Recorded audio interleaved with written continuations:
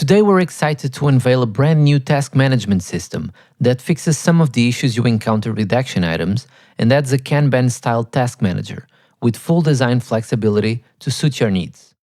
Now you have two new tasks menus, one inside of your project and one outside. The outside menu shows you a global view of all the tasks assigned to you in all of your projects. The inside menu shows you the tasks for the current project. On the Project Tasks menu, we added three different views: List, Board, and Docs. List and Board show you the same tasks with different views that you can choose from. Docs, however, shows you tasks that are specifically assigned to documents and files within your project. Within the List and Board views, you can add new sections which can be renamed to anything you want, which allows you to create workflows specific to your work. In this case, I created 4 different sections for my tasks: pending approval, approved, in progress, completed.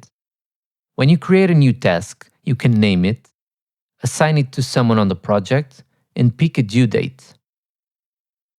If the task starts on the pending approval section, you can then move it to the approved or in progress sections. But once the task is completed, you can tick it, but it needs to be manually moved to the complete section. This is just an example. Feel free to get creative with the system.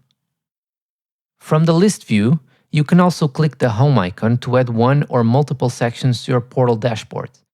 This will then show the tasks from this section in your client portal.